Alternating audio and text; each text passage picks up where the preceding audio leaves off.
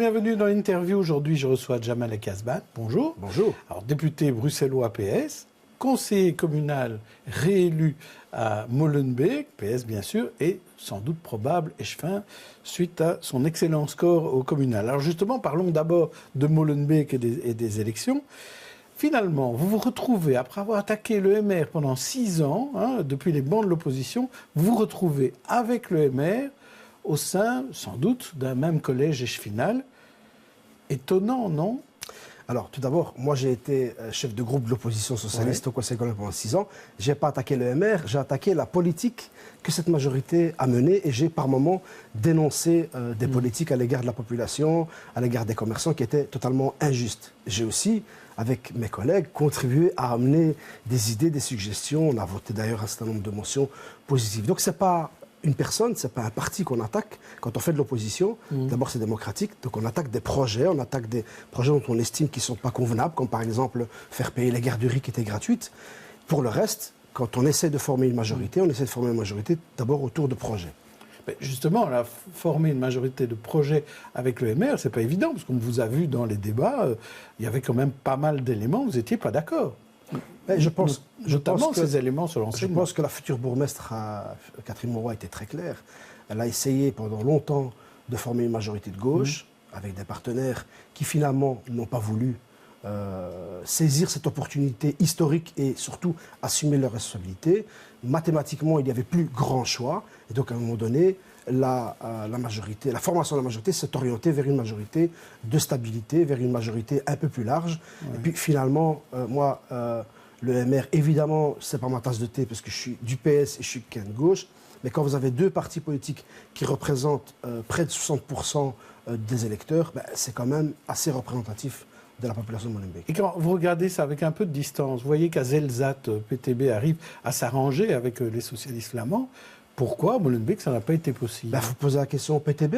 C'est la faute au PTB. Je trouve ça un petit peu dommage que le PTB à Molenbeek et ailleurs d'ailleurs n'a pas assumé un certain nombre de responsabilités. Ça a été possible à Zelzat, tant mieux. Je leur souhaite vraiment bon travail et bon succès. Mais ici, je pense que Catherine Moreau, qui a joué le rôle de formatrice quelque part, je pense, a tout fait pour essayer, en tout cas, d'aller dans le sens d'une majorité de gauche. Je pense qu'on ne peut pas l'accuser. Elle n'a pas laissé 24 ou 48 heures au PTB, elle a laissé beaucoup plus de temps.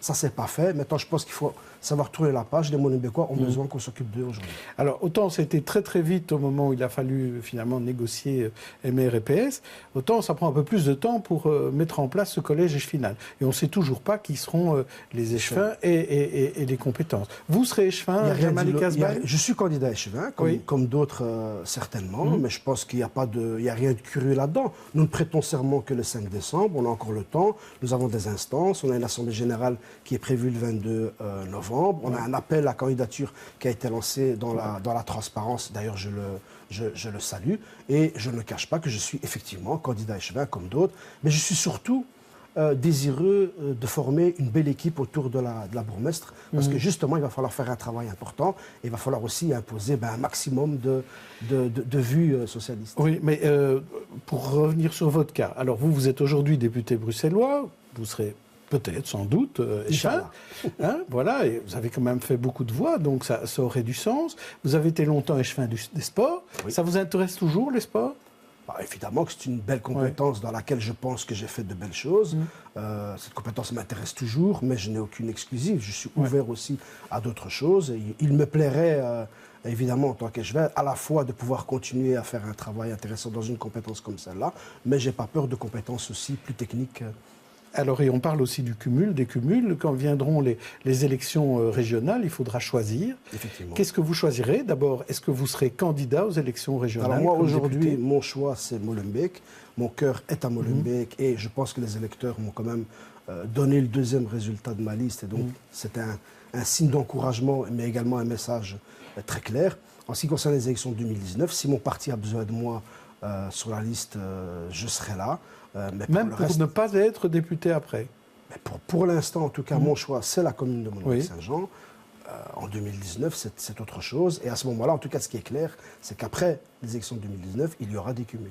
Alors, il y avait eu beaucoup de discussions au moment des premières discussions entre PTB, Écolo et PS sur le choix des échevins. Et notamment, on avait, au PS, vous aviez critiqué le fait que et Écolo et le PTB voulaient empêcher qu'il y ait certaines personnes qui soient échevins du côté PS. Notamment M. Azaoum, qui était souvent pointé du doigt. Est-ce qu'aujourd'hui, le MR est plus cool ? Écoutez, quand on a un parti politique et qu'on veut imposer un casting à un autre, c'est complètement absurde. C'est un élément qui prouve bien qu'on n'a pas envie de faire une majorité. Je veux dire, quel est le parti qui va se faire imposer son casting par un autre, qui plus est beaucoup plus petit que lui? Et je pense que lancer des anathèmes et des accusations sur des personnes, c'est tout à fait injuste. Et là, je dénonce totalement ce procédé. Le casting aussi futur, qu'on ne connaît pas encore, on connaîtra le 22 novembre, manque un peu de femmes. Comment vous allez faire pour qu'il y ait davantage de femmes? Là, je pense qu'il y a des femmes. La seule bourgmestre de la région bruxelloise, c'est nous qui l'avons. Oui, mais enfin, ça ne suffit pas pour faire une parité. Ça ne suffit pas, mais c'est une femme de grande qualité, je pense. Mais il y avait déjà une femme à Molenbeek. Et il y en aura assurément d'autres, oui. Voilà. Donc il en faudra. De toute façon, ce sera la loi. C'est la loi. Oui, dans notre casting, pas seulement parce que c'est la loi, parce que nous avons des candidats et des candidates de qualité au Parti socialiste. Et je pense que le partenaire MR aura également des femmes dans son collège, évidemment. Alors, vous avez assisté au Parlement bruxellois, vous avez posé une question à Cécile Jodogne sur la réorganisation de la protection civile. Donc, en janvier, ça va être réorganisé. Il est prévu qu'il n'y ait plus que 2 casernes pour la protection civile, une près de Liège et une près d'Anvers, et plus rien à Bruxelles. Ça vous inquiète, mais pourquoi ça vous inquiète? Alors, ça m'inquiète énormément parce que d'abord, c'est une réforme qui a été entamée il y a un an et demi. Et depuis lors, Bruxelles ne s'est pas engagée dans une procédure de conflit d'intérêts, mais a plutôt tenté la concertation. Oui. Et au bout d'un an, finalement, on n'arrive à rien.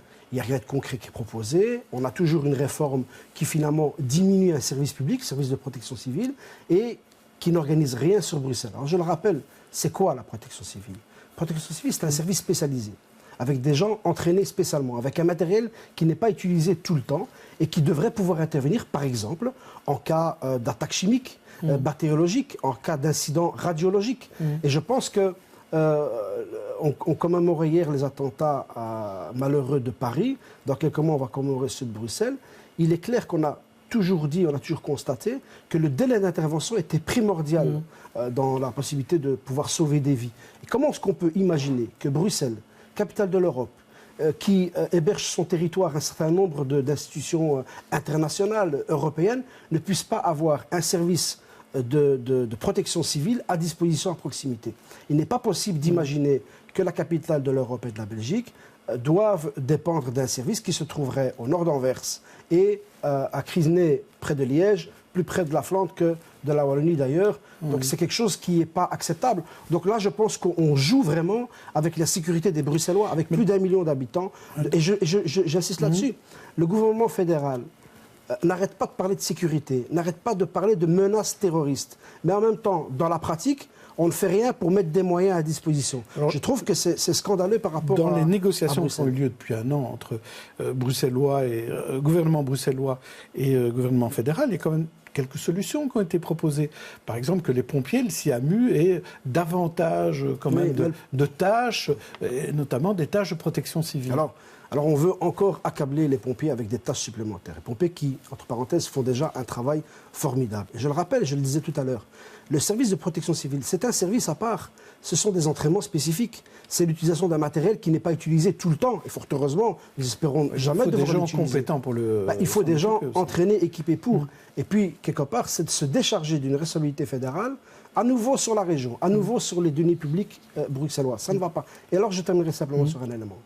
Vous savez, en cas d'attaque chimique bactériologique à Bruxelles, même la périphérie bruxelloise est menacée. Même le Brabant wallon et le Brabant flamand. Donc finalement, c'est plus d'1,5 million d'habitants, presque 2 millions d'habitants qui sont finalement laissés de côté par le gouvernement fédéral en matière de sécurité. Mais là, vous demandez que le gouvernement Vervoort se lance dans cette motion de conflit d'intérêts ou c'est trop tard?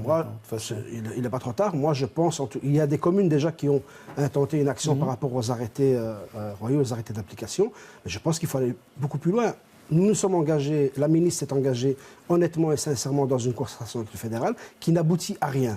Demain, la sécurité des Bruxellois est mise en danger et en péril. Comment ? Vous lui demandez de hausser le ton. Je pense qu'il faut hausser le ton et je pense qu'il faut peut-être certainement aller jusqu'à déclencher une procédure. Alors, vous êtes aussi un grand spécialiste, quand vous êtes au Parlement bruxellois, grand spécialiste des problématiques de taxi. Vous venez souvent en parler ici, d'ailleurs.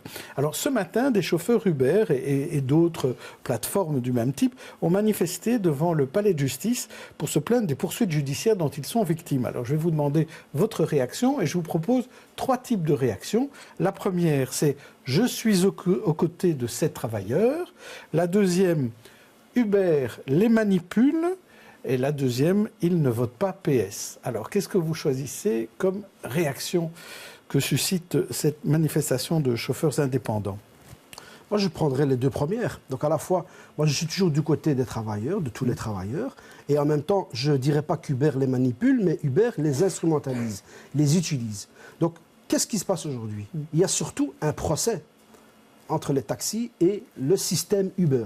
Donc je rappelle qu'il y a quelques années, le tribunal a déclaré que Uber Pop était illégal.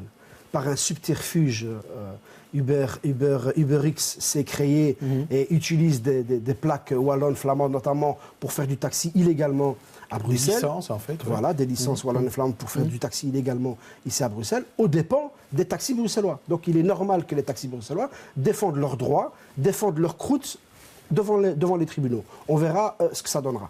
Pour le reste, en ce qui concerne des chauffeurs Uber, moi je discute souvent avec des chauffeurs Uber qui viennent me trouver et qui m'expliquent très souvent leurs conditions de travail exécrables. Et c'est souvent des gens qui n'ont rien d'autre. Et ce sont des gens qui sont complètement exploités.